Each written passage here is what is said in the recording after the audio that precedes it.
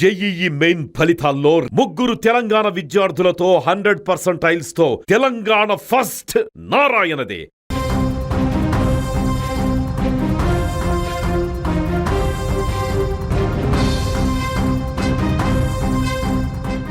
ఇక తమిళనాడు రాజకీయాల్లో Vijay king maker కాబోతున్నాడంటూ ఎన్నికలు జరిగిన నాటి నుంచి సుమన్ టీవీ మాత్రమే అంచనా వేసింది. ఏ నేషనల్ మీడియా లేదా తెలుగు మీడియా సర్వే సంస్థలు చెప్పక ముందే సుమన్ టీవీ పబ్లిక్ పల్స్ ను పసిగట్టగలిగింది. సుమన్ టీవీ చెప్పినట్లుగానే తమిళనాడులో పెను సంచలనం చోటు చేసుకుంది. తమిళనాడులో టీవీకే పార్టీ అధినేత విజయ్ సీఎం కావడం దాదాపు ఖాయమని తమిళనాడు ఎన్నికల ఫలితాలు చెబుతున్నాయి. మొదటి 4 రౌండ్లు పూర్తి అయ్యేసరికి విజయ్ అత్యధిక స్థానాలను దూసుకుపోతున్నారు. అధికారాన్ని ఏర్పాటు చేయడం కోసం 118 స్థానాలు అవసరం కానుండగా విజయ్ పార్టీ 102 స్థానాలను దక్కించుకుంది.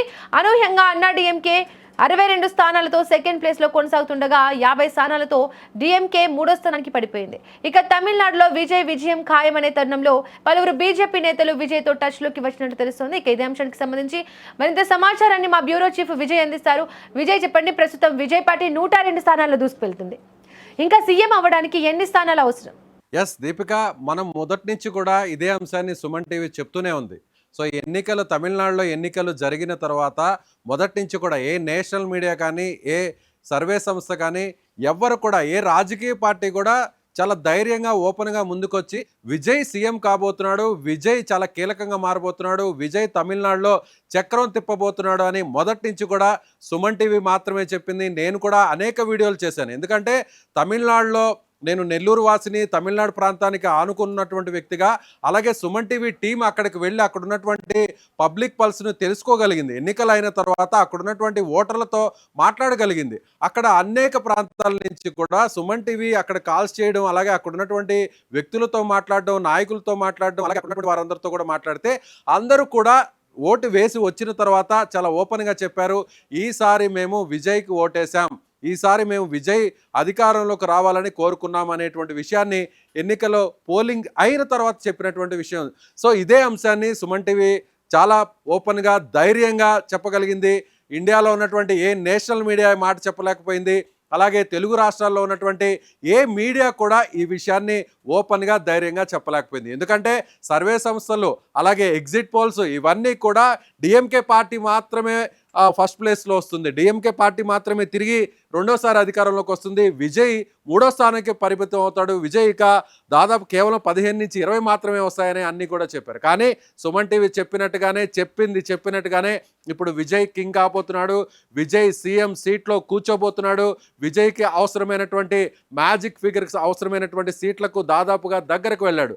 అయితే ఒకవేళ విజయ్ సింగిల్గా కానీ సీఎంగా ఒకవేళ ఆయన అధికారాన్ని ఏర్పాటు చేసేటువంటి ఆ బలం లేకపోతే ఇప్పుడు విజయ్ మరొకరు మద్దతు తీసుకోవడానికి పరిస్థితులు అయితే కనిపిస్తున్నాయనే చెప్పాలి. ఇప్పుడు అందుకే బీజేపీ టచ్లోకి వెళ్ళింది. మొదటి నుంచి కూడా బీజేపీ కావచ్చు, అన్నా డిఎంకే ద్వారా విజయ్తో ఒక సన్నిహితమైనటువంటి సంబంధాలను పరోక్షంగా మెయింటైన్ వస్తూనే ఉంది. ఎక్కడా కూడా విజయ్ మీద బహిరంగంగా విమర్శలు అగ్రనాయకులు ఎవరు కూడా చేయలేదు. తమిళనాడులో ఉన్నటువంటి స్థానిక నాయకులు ఒకవేళ విజయ్ని విమర్శించినా కూడా అది తీవ్రమైనటువంటి స్థాయిలో లేదు. ఎందుకంటే భవిష్యత్తును ముందే ఊహించగలిగారు. అక్కడ ఉన్నటువంటి పరిస్థితులను అంచనా వేసే ఎప్పుడైనా కూడా అన్నా డిఎంకే బీజేపీ కూటమికి ఒకవేళ మ్యాజిక్ ఫిగర్కు దగ్గరగా ఉండి ఒకవేళ డిఎంకే అన్ని సర్వే సంస్థలు చెప్పినట్టుగా డిఎంకే ఫస్ట్ ప్లేస్లో వచ్చినా, అన్నా డిఎంకే సెకండ్ ప్లేస్లో వచ్చినా, టీవీకే పార్టీ థర్డ్ ప్లేస్లో వచ్చినా కూడా విజయ్ మద్దతు తమకు అవసరం ఉంటుంది అనేటువంటి ఉద్దేశంతోనే బీజేపీ ఆచితూచి వ్యవహరించింది. కానీ ఇప్పుడు మొత్తం ప్లాన్ అంతా కూడా రివర్స్ అయింది. ఇప్పుడు విజయ్ వెనక బీజేపీ నడవాల్సినటువంటి పరిస్థితి వచ్చింది, విజయ్ వెనక అన్నా డిఎంకే నడవాల్సినటువంటి పరిస్థితి వచ్చింది. మనం మొదటి నుంచి చెప్పాం, సుమన్ టీవీ మొదటి నుంచి చెప్పింది, జయలలిత ప్లేస్ని విజయ్ ఆక్యుపై చేయబోతున్నాడు. సో ఖచ్చితంగా అక్కడ అన్నా డిఎంకేలో నాయకత్వం లేమి అనేది చాలా స్పష్టంగా కనిపిస్తుంది.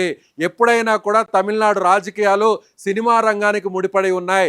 ఎంజీఆర్ దగ్గర నుంచి చూస్తే, అలాగే ప్రస్తుతం జయలలిత, గతంలో ముఖ్యమంత్రిగా పనిచేసినటువంటి జయలలిత కావచ్చు, అలాగే డిఎంకేలో ఫస్ట్ సీఎం అయినటువంటి కరుణానిధి కావచ్చు, వీరందరూ కూడా సినీ నేపథ్యం ఉన్నటువంటి వాళ్లే.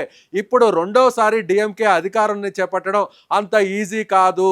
ఎవరు ఏమి చెప్పినా కూడా ఖచ్చితంగా సినిమా రంగానికి సంబంధించినటువంటి విజయ్ వైపు ప్రజలు చూస్తున్నారు. అందుకు తగ్గట్టుగానే సో ఫలితాలు రాబోతున్నాయని మనం ముందు చెప్పాం.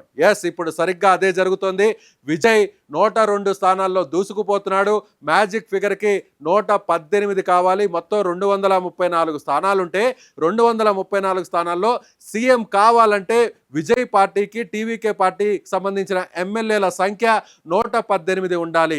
అయితే ప్రస్తుతం 102 ఉంది. అంటే దాదాపు 15 నుంచి 20 సంఖ్య మాత్రమే విజయ్కి ఇప్పుడు అవసరం ఉంటుంది. ఆ విజయ్కి ఖచ్చితంగా అడిగినా అడగపోయినా కూడా బీజేపీ సిద్ధంగా ఉంటుంది.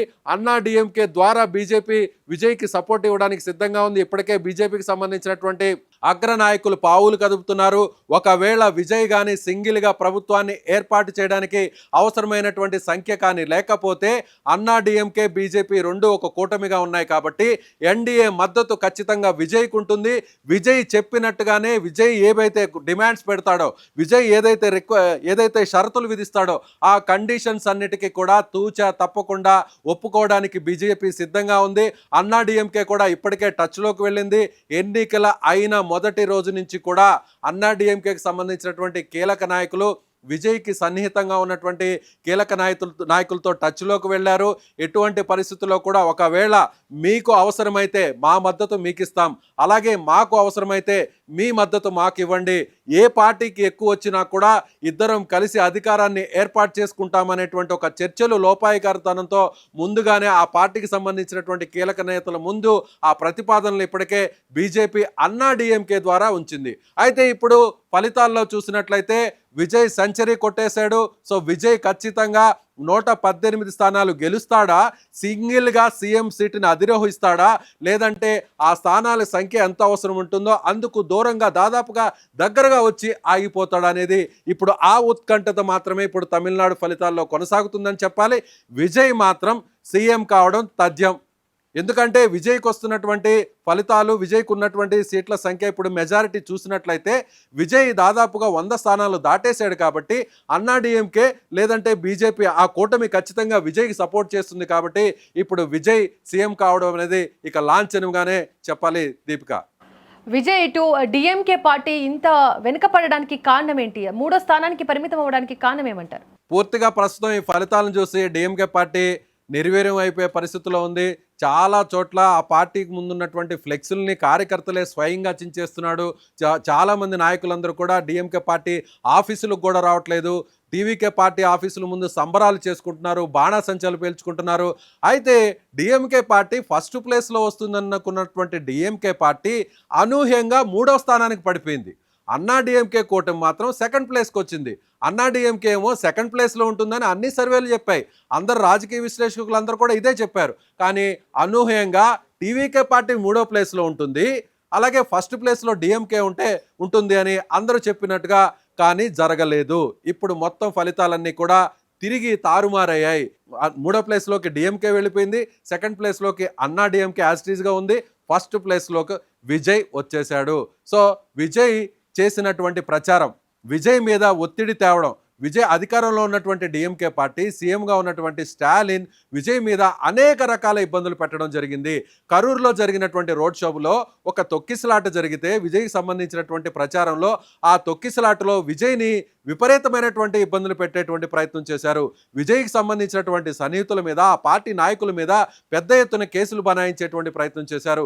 విజయ్ ఎక్కడ ప్రచారాన్ని నిర్వహించాలన్నా, విజయ్ ఎక్కడ రోడ్ షోలు నిర్వహించాలన్నా కూడా అధికారంలో ఉన్నటువంటి డిఎంకే ఇబ్బంది పెట్టడానికి ప్రయత్నించింది. ఒక రకంగా చెప్పాలంటే డిఎంకే పార్టీ సంబంధించినటువంటి కొంతమంది కీలకమైన మంత్రులు, నాయకులు విజయ్కి సంబంధించినటువంటి వ్యక్తిగత జీవితాన్ని కూడా టార్గెట్ చేశారు.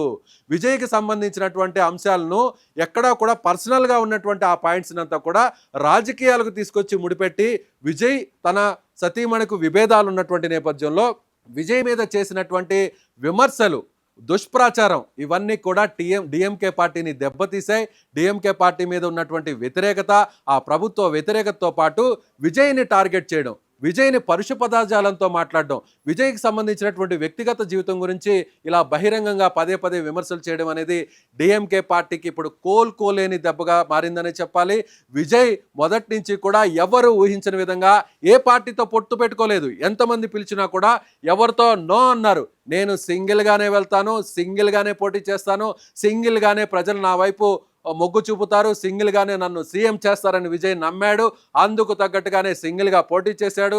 మొత్తం 234 స్థానాలు తమిళనాడులో ఉంటే ఒక్క స్థానంలో మాత్రమే విజయ్కి సంబంధించినటువంటి పార్టీ అభ్యర్థి నామినేషన్స్ అక్కడ రిజెక్ట్ అయ్యాయి. కాబట్టి అక్కడ కూడా ఏ ప్రధాన పార్టీకి సంబంధించిన అభ్యర్థికి విజయ్ సపోర్ట్ చేయలేదు.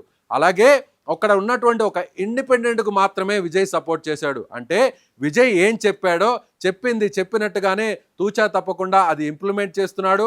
అంటే ఇప్పుడున్నటువంటి సాంప్రదాయ రాజకీయ పార్టీలకు విరుద్ధంగా తన పార్టీ ఉంటుంది, టీవీకే పార్టీ ఉంటుంది, ప్రజల వైపు ఉంటుంది, అన్ని కులాలు మతాలు అన్నిటినీ కలుపుకొని వెళ్తాం, చదువుకున్న వాళ్ళు, అలాగే రైతులు, అలాగే ఉద్యోగస్తులు, ఉపాధి, విద్యార్థులు, ఇలా 5 అంశాలని తీసుకున్నటువంటి విజయ్ అందుకు తగ్గట్టుగానే ఎన్నికలకు ముందు ప్రచారంలో ఏం చెప్పాడో ప్రజలు నమ్మారు. అందుకు తగ్గట్టుగానే ఇప్పుడు విజయ్కు ఈ స్థాయిలో సీట్లు ఇస్తున్నారనేది ప్రత్యేకంగా చెప్పుకోవచ్చు. విజయ్, ఇక ఈ ఫలితాల తర్వాత ఎవరు ప్రధాన ప్రతిపక్ష పార్టీగా ఉండే అవకాశం ఉంది తమిళనాడులో? ప్రస్తుతం ఉన్నటువంటి ట్రెండ్స్ చూస్తే విజయ్ సింగిల్గానే సీఎం కావడం తథ్యంగా కనిపిస్తుంది. ప్రస్తుతానికైతే 4వ రౌండ్ పూర్తయింది, 5వ రౌండ్ కౌంటింగ్ కొనసాగుతుంది. 5వ రౌండ్లో కూడా విజయ్ తన ఎక్కడైతే అంటే సెకండ్ ప్లేస్లో ఉండి డిఎంకేకు అన్నా డిఎంకేకు పోటీ ఇస్తున్నటువంటి స్థానాల్లో అనూహ్యంగా విజయ్ కూడా కాస్త మార్జిన్లోనే కొన్ని స్థానాలు ఉన్నాయి. అంటే దాదాపు ఒక 20 స్థానాల్లో విజయ్కి సంబంధించిన పార్టీ మార్జిన్లోనే కొనసాగుతుంది. ఒకవేళ రౌండ్లు పెరిగే కొద్దీ, రౌండ్లు దాటే కొద్దీ దాన్ని కూడా విజయ్ క్రాస్ చేసేటువంటి అవకాశం ఉంది. అప్పుడు 118 స్థానాలు కానీ విజయ్ క్రాస్ చేస్తే ఖచ్చితంగా సింగిల్గానే సీఎంగా విజయ్ ఉండబోతున్నాడు. అలా కాకుండా ఇప్పుడు నడుస్తున్నటువంటి ట్రెండ్ కొనసాగితే మాత్రం మళ్ళీ విజయ్కు సపోర్ట్ ఇవ్వడానికి అన్నా డిఎంకే ముందుకు వస్తుంది. బీజేపీ ఇప్పటికే దీనికి తగ్గట్టుగా వ్యూహరచనలో సిద్ధమైంది. ఇప్పటికే బీజేపీ అన్ని సంబంధించినటువంటి ఎన్నికల్లో కూడా బీజేపీ ఇప్పటికే స్పష్టమైనటువంటి ఆధిక్యతలో దూసుకుపోతుంది. పశ్చిమ బెంగాల్లో కావచ్చు, అస్సాంలో కావచ్చు, మిగిలినటువంటి ప్రాంతాల్లో కూడా ఏదైతే కాంగ్రెస్ ఏతర అలాగే ప్రతిపక్షానికి సంబంధించినటువంటి పార్టీకి కాకుండా ప్రభుత్వానికి సంబంధించినటువంటి ఎన్డీఏకి సంబంధించినటువంటి పార్టీకి ఇప్పుడు ప్రజలందరూ కూడా అన్ని రాష్ట్రాల్లో ఓట్లు వేశారు. కాబట్టి ఇప్పుడు తమిళనాడులో కూడా తమకు అనుకూలంగా ఉన్నటువంటి ప్రభుత్వాన్ని ఏర్పాటు చేయడానికి బీజేపీ ఎందుకైనా సిద్ధపడుతుంది. అందుకు తగ్గట్టుగానే విజయ్తో బీజేపీకి సంబంధించినటువంటి అగ్రనేతలు టచ్లోకి వెళ్ళారు. అన్నా డిఎంకే సపోర్టు లేదా బీజేపీ సపోర్ట్తో విజయ్ సీఎం అవుతాడా లేదంటే సింగిల్గానే సీఎం అవుతాడా అనేది మాత్రమే ఇప్పుడు మిగిలే ఉంది. ప్రతిపక్షానికి డిఎంకే పరిమితం అయిపోతుంది. రెండోసారి అధికారంలోకి వస్తుంది అనుకున్నటువంటి డిఎంకే అనూహ్యంగా 3వ స్థానానికి పడిపోయి ఇప్పుడు తమిళనాడు అసెంబ్లీలో ప్రతిపక్షానికి పరిమితం అయ్యేటువంటి అవకాశం ఉందనే చెప్పాలి. Right Vijay, thank you. ఇక మొత్తానికి తమిళనాడు రాజకీయాల్లో భారీ మార్పులకు ఈ ఎన్నికలు వేదికగా మారుతున్నాయి. రాజకీయాల్లో కొత్తగా అడుగుపెట్టిన విజయ్ ఇప్పుడు సీఎం కుర్చీకి అత్యంత చేరువ కావడం దేశవ్యాప్తంగా కూడా హాట్ టాపిక్గా మారింది. సుమన్ టీవీ ముందే అంచనా వేసినట్లుగా టీవీకే దూసుకుపోతుండగా ఇక పూర్తి ఫలితాల్లో తమిళ ప్రజల తీర్పు ఎలా ఉండబోతుందో మరి కొద్ది గంటల్లో తేలనుంది.